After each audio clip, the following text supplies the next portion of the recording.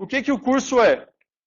Bom, o curso vai ser uma introdução a redes neurais profundas. Então, a gente vai tentar entender o que são redes neurais, primeiro, o que são redes neurais, o que significa elas serem profundas, e tentar sempre lembrar desse diagramazinho aqui. Então, inteligência artificial é o campo bem mais amplo. Machine Learning está contido dentro de inteligência artificial. Ou seja, tem coisa que é inteligência artificial, mas que não é machine learning. Aí depois eu tenho aqui dentro um campo que chama de representation learning, ou aprendizado de representações. Esse vai ser o campo em que a gente vai focar. Ele é um campo muito amplo também, então a gente não vai aprender tudo, mas é uma das principais... um dos principais conceitos que a gente precisa entender, que é esse conceito de representação e o aprendizado de representação, principalmente para a imagem. E agora no próximo slide eu vou explicar o porquê. Mas aí dentro de aprendizado de representação, a gente ainda tem um terceiro cluster, que é o de Deep Learning, ou aprendizado profundo, que é onde estão as redes neurais profundas. E é aqui que o curso vai tentar explorar o que tem para explorar. Então esse pequeno pedacinho é que virou um negócio monstruoso nos últimos anos, e é onde a gente vai tentar explorar desde o início até o que tem de estado da arte. Ok? Todo mundo está acompanhando? Alguma dúvida? Bom, vamos lá. O que é o aprendizado de representações? Esse exemplo eu achei um exemplo extremamente didático. Tá? Aqui é X e Y. Para quem está online, eu não sei o que vocês estão vendo, o que não estão vendo. Mas aqui é X e aqui é Y. E aqui é R de raio e aqui é θ de ângulo. Tá? Todo mundo, provavelmente, no vestibular já deve ter passado por uma questãozinha assim, de fazer a transformada de coordenadas cartesianas para coordenadas polares. E se eu te falar, por favor, acha para mim um modelo que seja uma reta para esses dados aqui, que consegue separar esses dados. Tá? Eu te dei esses dados aqui, que são dados de, não sei, casas que estão acima de casas para classe A e casas para classe E. Tá? As casas para classe A vão ser as verdes e as casas para classe E vão ser as azuis. E o X e o Y são tamanho do terreno da casa na largura e profundidade. Ou largura e comprimento, tá? Então dá para ver que os terrenos das casas que têm áreas maiores, certo? Larguras maiores e comprimentos maiores são casas mais caras, são da classe A. E da classe E são casos em que essas áreas ficam menores. Se a gente for tentar separar esses grupos de um modelo linear, porque a gente consegue ver que existe um modelo linear que separa isso, pela própria área, que foi o que eu acabei de falar, a gente não vai conseguir com essas informações. Mas essas foram as informações que foram dadas para a gente. Me deram as informações de comprimento e largura, mas eu não vou conseguir fazer isso daqui. Só quando eu olho, dá para ver que, poxa, se eu aplicar uma transformada polar nesses dados, aparece rapidinho aqui, as informações. Ok? Então, rapidinho a gente consegue ver que agora eu consigo achar bem fácil uma reta que separa as casas que eu quero aqui, que são mais caras, das casas que são mais baratas. O que eu fiz aqui? Eu transformei a representação dos meus dados. Eu peguei os meus dados que estavam numa representação ruim, que era a representação de comprimento e largura, e passei para uma outra representação, que era essa representação polar do comprimento e da largura. Essa representação significa alguma coisa? Se a gente for pegar, e sabendo que o r ao quadrado é igual a x ao quadrado mais y ao quadrado, talvez você consiga ver algum tipo de relação desse r aqui com a área, ou a soma de áreas. Pode ser que você tenha essa relação. Mas ela precisa se ter uma relação óbvia e uma relação física do mundo entre essas duas representações? Não precisa. Eu não preciso ter relação nenhuma aqui. Pode ser uma transformação arbitrária, mas se essa transformação arbitrária me leva para uma representação que fica mais fácil o problema, eu já resolvi um bom pedaço do meu problema. E é exatamente nesse insight de você conseguir entender que, nossa, todo e qualquer problema pode ser que eu ache uma transformada de representação desse problema em que o problema fica muito mais simples. Ou seja, imagina que aqui eu tenho imagens, tá? Que esses pontos agora são imagens de duas classes, gatos e cachorros. Se eu for tentar analisar as imagens, as matrizes de pixels, vai ser muito difícil para mim. Eu, como humano, consigo olhar e contar, mas para uma máquina é muito difícil eu fazer conta com um monte de pixel que tem, com um monte de valor que tem, e tentar separar.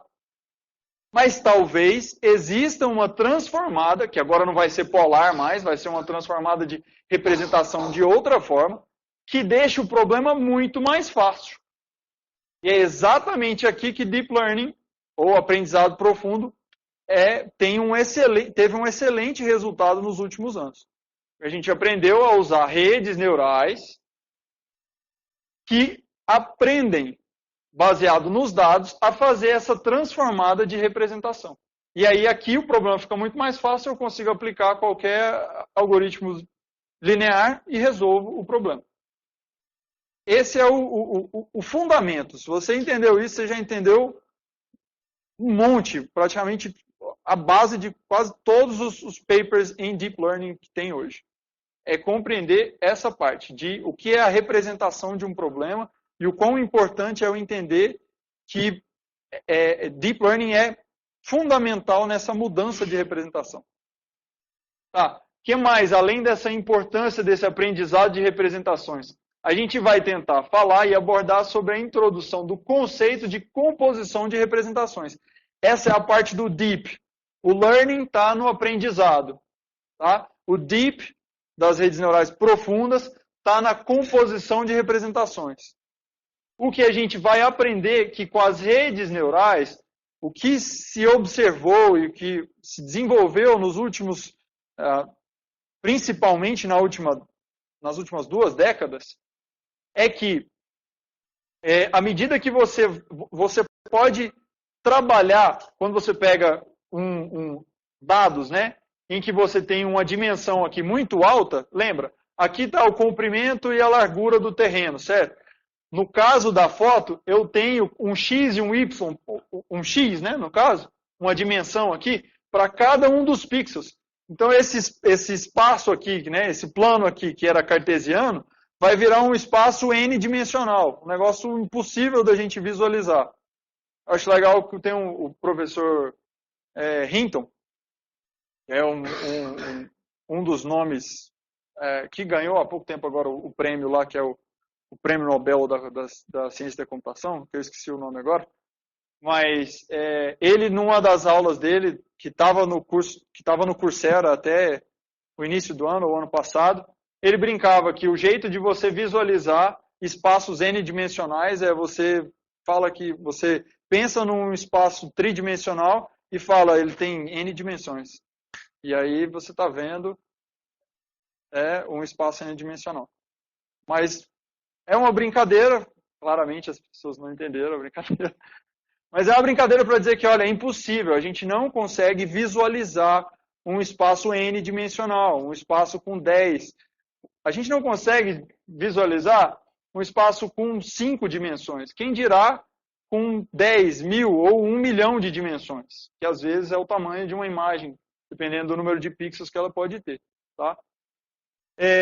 Então, o que acontece? A gente vai pegar esse espaço que é com uma dimensionalidade muito, muito alta, e a gente vai passar ele por transformadas de representações, em que vão ser aprendidas por um processo de otimização. Isso a gente vai entrar em detalhes nas próximas aulas. Mas aí a parte do deep é que eu posso pegar essas representações e compor representações. Então, ao invés de eu fazer só uma transformada e tentar achar uma super transformada de representações que vai de um espaço muito, muito complexo para um muito simples, eu posso ir fazendo transformada de representação e compor elas de forma hierárquica. Então eu tenho aqui os pixels, aí eu faço uma transformada de representação aqui para um negócio que ainda é complexo, só que um pouco menos complexo que os pixels. Por exemplo, será que eu consigo achar bordas nas imagens? A gente sabe que borda é importante para a visão. Então, será que, isso de novo, lá do curso de visão computacional, a gente já sabe que bordas é importante. Então, será que se eu aplicar para as bordas aqui, eu vou ter um espaço de representação aqui que vai ser mais fácil do que as imagens? Mas e se em cima das bordas eu aplicar outra transformada agora, tentando buscar conjuntos de bordas? Então, uma borda na horizontal mais uma borda na vertical formam uma quina. A gente sabe, de novo, lá da visão computacional, que quinas são importantes para eu entender e tentar extrair informação semântica da imagem. Então eu vou pegar e ter mais uma camada aqui que vai transformar de borda para quinas, para outras coisas. Às vezes até círculos. E depois disso eu vou fazer mais uma transformada e mais outra, e mais outra, e mais outra, sempre tentando compor. Então de borda eu vou para quinas ou para círculos, de círculos eu vou para conjuntos de círculos, conjuntos de grupos de círculos e grupos de formas geométricas. Desses grupos de formas geométricas eu também às vezes começo a pegar textura de coisas que aparecem na imagem. E depois de várias e várias e várias coisas, dessas composições, dessas transformadas de representação, eventualmente, por exemplo, num sistema que aplica esse tipo de técnica para tentar fazer reconhecimento facial ou para tentar fazer detecção de face, eventualmente eu vou estar aqui, detecção de face, ou para eu tentar classificar se tem uma pessoa na imagem ou não, que é um problema mais fácil para visualizar.